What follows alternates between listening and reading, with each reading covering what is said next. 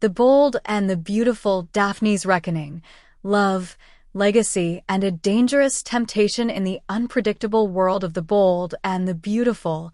Nothing stays buried for long, not secrets, not resentments, and especially not desire. The May 2025 arc sets up one of the most volatile shifts yet as Daphne Rose, once a background player brought in to develop a fragrance line and quietly dismantle the Hope-Carter alliance, finds herself at a dramatic and emotional crossroads. Her journey from business strategist to heartbroken romantic has turned sharply, and what comes next could change everything at Forrester Creations. Hope Logan's stunning return to Forrester has thrown a lit match into a room soaked in gasoline. Daphne thought she had completed her mission. She was instrumental in getting Hope pushed out. She helped Steffi protect the brand. She even believed she was finally in position to win Carter Walton's attention and affection now that Hope was gone. What she didn't account for was Carter's inability to let go of the woman who broke him. Daphne was never supposed to care. Her role was tactical, calculated, remove Hope from power, seduce Carter as a show of victory. But somewhere in the middle of strategy and ambition, something real happened. They shared late-night talks and brief touches. They kissed twice. And though Carter never called it more than it was, Daphne couldn't help but fall. Because Carter Walton is a man who listens, who aches, who looks at you like you're the only thing in the world. But he was never truly hers. Even in Hope's absence, his mind and heart drifted back to what he lost.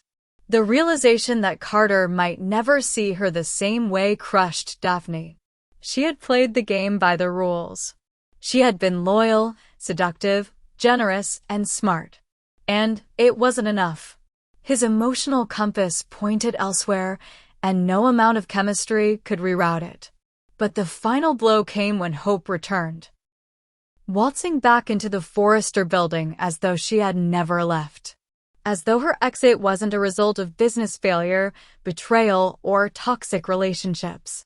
Her re-entry wasn't just shocking, it was offensive to Daphne, who had fought tooth and nail to help rid the company of her influence. The fact that Steffi Forrester herself invited Hope back made it worse. It felt like betrayal. Daphne couldn't comprehend it. It made no sense. The only person as stunned as Daphne was Ridge Forrester himself. Ridge was blindsided by Steffi's decision. He had watched his daughter battle the Logan legacy for years, and now, suddenly, she'd reversed course? It didn't add up. Ridge immediately began suspecting a deeper motive. Perhaps Hope had leverage, some buried threat, or emotional blackmail. Ridge saw right through the surface-level piece and felt the tension crackling underneath. His instincts told him that something serious had shifted, and he wanted answers. In a quiet, dimly lit hallway at Forrester, Ridge and Daphne crossed paths. Both wore the same expression, confused, betrayed, and more than a little jaded. Ridge asked her why she looked like she was already halfway to the airport. Daphne, tired of playing coy, told him she was planning to return to Paris. She was done. Her role was undermined. Her heart had been broken. Her loyalty meant nothing. And worst of all, the company she tried to protect now seemed eager to destroy itself. Ridge surprised her. He didn't agree, but he understood. And that understanding sparked something between them. It wasn't overt. It wasn't romantic. But it was the first moment in weeks Daphne felt seen. He convinced her to stay. Just a little longer. The story isn't over yet, he said, with that signature Ridge certainty. You don't walk away before the truth comes out. Daphne, caught off guard by the compassion in his voice, agreed to postpone her departure. But what neither of them realized in that moment was that they had just crossed a line. Because Ridge may be emotionally bound to Taylor Hayes and eternally haunted by Brooke Logan, but there is something raw and real about Daphne Rose. She isn't trapped in the same cycle as Brooke and Taylor. She's new. She's bold. She's damaged, but not broken. And Ridge, despite everything, finds that intriguing. She's not playing games. She's done with illusions. She's furious, brilliant, and on the edge of something explosive. And that magnetism isn't lost on Ridge. For Daphne, Ridge is dangerous. He represents everything she swore to avoid, another man caught in the gravity of the Logan vortex. But he also listens. He doesn't treat her like a pawn or a rival. He talks to her like a woman with agency, not an accessory. And the more time they spend together, the more Daphne begins to see the opportunity in front of her. Not just for revenge. Not just for validation. But for power. Could Ridge help her forget Carter? Maybe. Could she pull Ridge away from the endless tug-of-war between Brooke and Taylor? That's the real question. And the answer may not lie in seduction, it may lie in exposure. Daphne knows things. She's watched. She's collected pieces. She knows that Hope's return has nothing to do with business and everything to do with Liam Spencer's terminal diagnosis, a truth only a handful of people know. She knows that Steffi is acting from guilt, not strategy. That Brooke sees Hope's engagement as a tool to recapture Ridge. That Taylor's calm facade is hiding layers of buried fear. And now she holds all the cards. So what's the next move? Daphne could use the truth to shatter everything. She could leak Liam's secret. She could destroy the fragile piece holding the Forresters together. She could isolate Hope, expose Brooke's manipulations, and force Ridge to see Taylor's complicity in keeping him in the dark. Or she could do something worse. She could keep it all to herself and let Ridge fall for her without realizing just how deep her resentment runs. What began as a tactical partnership has become a storm of temptation.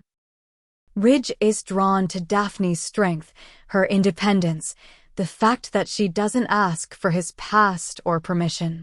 And Daphne? She's playing with fire, but she's not afraid of the burn. Because she's been burned before.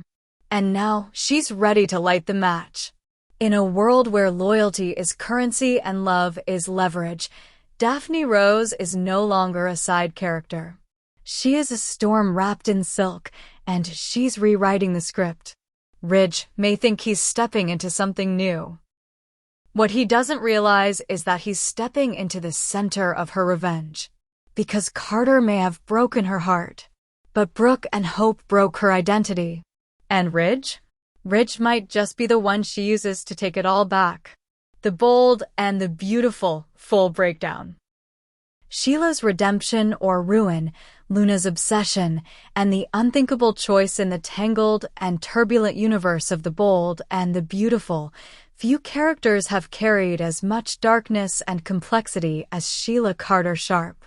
And now, in a storyline teetering between redemption and tragedy, Sheila's once unthinkable bond with her granddaughter Luna Nozawa may soon demand the most devastating sacrifice of her life.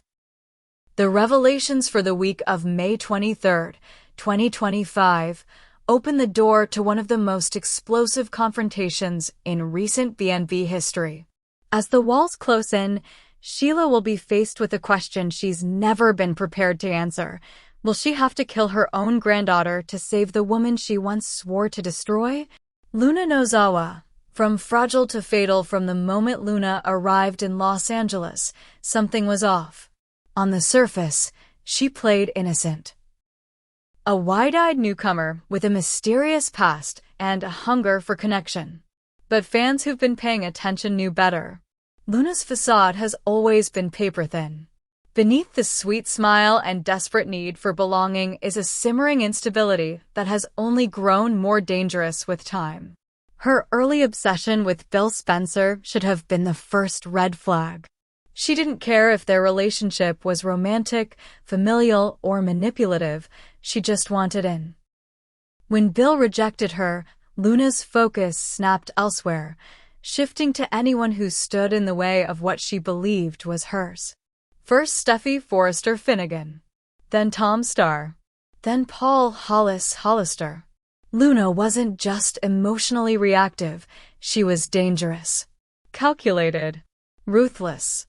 Now, her latest fixation is the most disturbing yet: her biological father, Dr. John Finn Finnegan. The connection is real. The biology is fact. But the intent? Twisted. Luna isn't trying to heal wounds or rebuild a lost family, she's trying to own Finn. And anyone who threatens that bond, especially Steffi, is now a target. Sheila Carter's unexpected peace. Meanwhile, Sheila Carter has been enjoying something she never thought possible: peace. After decades of violence, betrayal, and isolation, she's found a strange semblance of normalcy. Living with Deacon Sharp. Running a quiet life. Staying under the radar. And when Luna entered her orbit, something clicked. For the first time, someone looked at Sheila not with fear or hatred, but with affection, with admiration, with familial longing. Sheila saw herself in Luna, the brokenness, the fire, the raw emotion, and she reached out. They bonded quickly, perhaps too quickly. Sheila, long starved for love and legacy, let down her guard. She began to hope, to imagine a future where she could be someone's mother figure, someone's protector. But Deacon wasn't buying it. Deacon's warning and the hidden apartment. Deacon Sharp may be the king of second chances, but he's also no fool. He sensed Luna's instability early, even before her record of erratic behavior came to light. He raised concerns. Sheila waved them off. She called him paranoid, overprotective, judgmental. But Deacon wouldn't budge. And eventually, he gave her an ultimatum: her or me. Sheila chose him. At least, she said she did. But behind his back, she secured a secret apartment for Luna. A place to stay. A place to regroup. A place to hide. That decision would come back to haunt her. Luna's descent and the Steffi threat. As Luna's access to Finn remained limited and Steffi's presence remained constant, her mental state began to fracture further. No one was listening to her. No one believed her. Finn, the one person who might accept her, was always behind Steffi's wall. And Steffi, with her history of control and coldness, became Luna's singular enemy. Luna's paranoia deepened. Her obsession sharpened. She convinced herself that Steffi was actively poisoning Finn against her. That Steffi was sabotaging their connection. And worse, that Steffi didn't deserve to live. It wouldn't be the first time Luna tried to eliminate her. And Sheila knew that. The looming confrontation, can Sheila stop her? Sheila's instincts kicked in the moment Luna started spiraling again. She knew the signs. The silence. The intensity. The violent fantasies disguised as just venting. Sheila had walked that path herself for years. And now she saw it playing out in her granddaughter. But this wasn't just about protecting Luna. It was about preventing a tragedy. Sheila knows that if Luna harms Steffi, or even attempts to, she'll lose everything. Deacon, her fragile trust with Finn, her shot at redemption.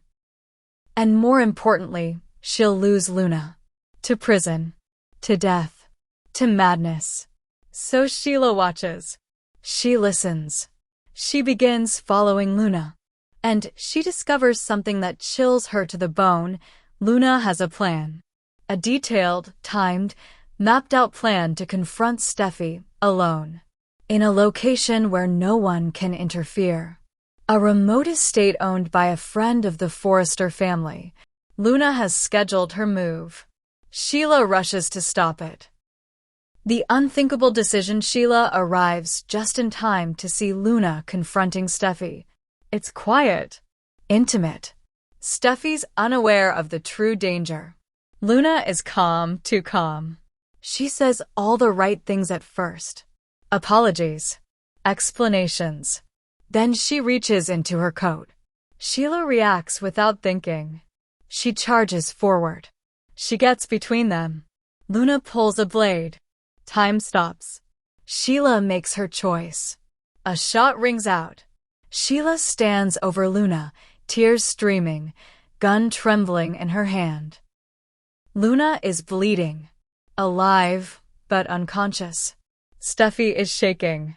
Sheila drops the weapon. Aftermath, redemption, or ruin. Police arrive within minutes. Sheila doesn't run. She doesn't resist. She confesses to everything, but insists it was to save Steffi. And the security footage backs her up. The news explodes across LA. Sheila Carter saved Steffi Forrester's life. Again. Deacon is stunned. Heartbroken, but also proud. He visits her in holding. He whispers, "You did what no one else could." Steffi visits too. She says nothing at first. Just looks at the woman who nearly destroyed her life twice and then saved it twice more. And finally, Steffi asks, "Why?" Sheila's voice is hollow. "Because I've been her. I couldn't let her become me." The verdict: Sheila's crossroads. Luna survives. She's placed in psychiatric care. The courts recognize her as mentally unstable. Sheila faces charges, but they're reduced. She may not walk free immediately, but the world sees her differently now. Not just as a villain, but as a mother, a grandmother, a woman who did the unthinkable to stop the inevitable. And Steffi? For the first time, she doesn't see Sheila as a threat. She sees her as a tragedy. And maybe, just maybe, a human being. What comes next? The bold and the beautiful has never shied away from darkness. But now it faces one of its most complex arcs yet. Sheila Carter is no longer just a force of chaos. She's the unlikely hero. And Luna Nozawa? She's no longer a rising ingenue. She's the next villain in the making. As the dust settles, Forrester Creations, the Logan family, the Spencers, and even Deacon Sharp must decide. Can they forgive Sheila? Can they forget Luna? And can anyone truly escape the blood in their veins?